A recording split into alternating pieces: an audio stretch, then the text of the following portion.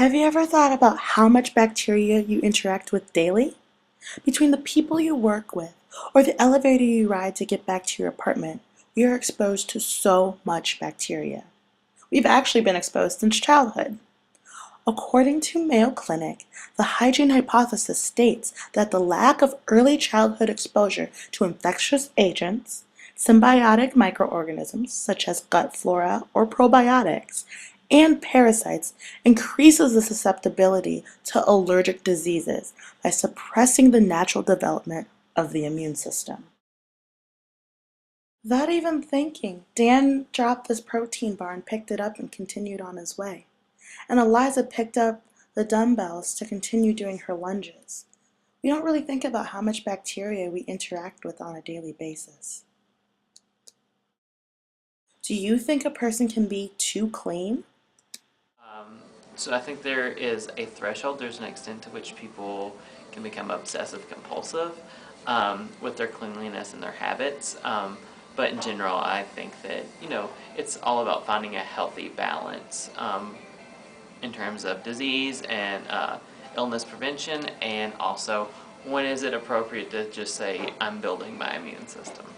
But from what I know, you know, your immune system's kind of like a muscle that needs to be exercised, and if you're not exposed to enough bacteria, then A person can be too clean, especially when it comes to like washing hands or something. With all of like the 99% eliminating bacterial soap, like gets rid of a lot of good germs that actually help us, like that don't hurt us. And then that also causes the bad ones to like build up immunity to it. So I think people can be too clean. Thank you so much. I guess not. Why? Just because I don't know, it's almost like the people ask like can you drink too much water? Like theoretically, I think the answer is yes, you can drink too much water, but for the most part, like Shower too many times in a day or wash your hands too much time.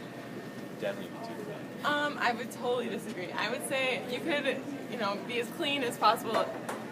Shower 4 times a day. It's great for you. You gotta smell like a rose 24/7. And it prevents disease. I think about it from the perspective of someone, who is interested in environmental quality and so on. So from that perspective, I think using the chemicals that are actually used to achieve this, clean, sanitized world, it's not really a good idea because we know that these contaminants have all kinds of negative effects on our health as well as environment. Our experimental goal was to see how much nature plays a role in how a person is susceptible to allergies. We hypothesized that as biodiversity decreases, the more allergies would increase in a person. We also hypothesized that due to the lack of exposure to microbes in the vaginal canal when delivered via C-section, children born this way were more susceptible to autoimmune diseases and allergies.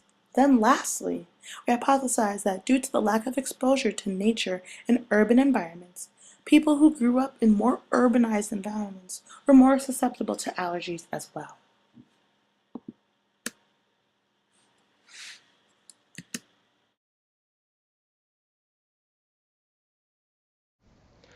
To test these hypotheses, swabs were taken from a number of college students' forearms and belly buttons. These swabs were placed in a test tube of phosphate buffered water, and this water was run in an ecoplate. Good aseptic techniques were used to transfer the water to the ecoplate via pipetters, and these microplates were run through spectrophotometers. The generated absorbance values were analyzed primarily to find the Shannon-Wiener Diversity Index, which is used in ecology to measure diversity and evenness. In our case, we decided to compare our Shannon diversity numbers to 3 separate variables: how each individual was born, the environment each individual was raised in, and if that individual has allergies or asthma. As can be seen in the graphs through the large error bars, the evidence found in this study was statistically insignificant, and the p-values further affirm this by being greater than 0.05. It is possible, however, that there are some trends that can be seen here where the error bars are smaller. For example, people who were born into suburban environments and those who had both allergies from dust and pollen and had asthma were closest to producing significant data.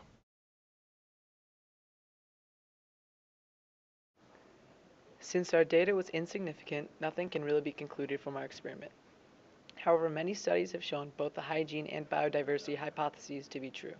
Tests conducted by Liu and Murphy found that children who grew up with multiple older siblings or went to daycare were more susceptible to the common cold, which reduced their chances of getting asthma at an older age.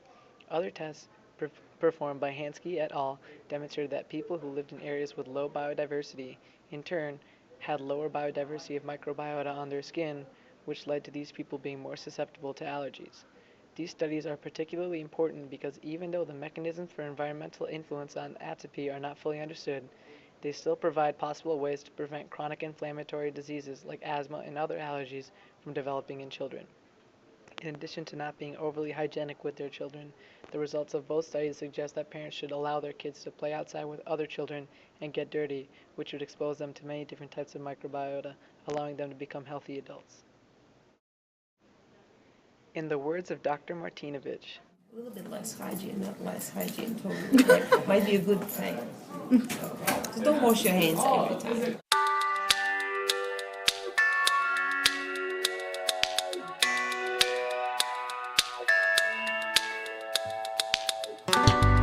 I wonder if I take you there,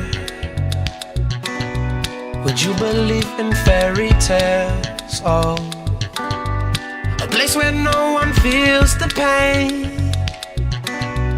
living with our suffering. The roads are paved by loving hands, energy from turning fans. Oh,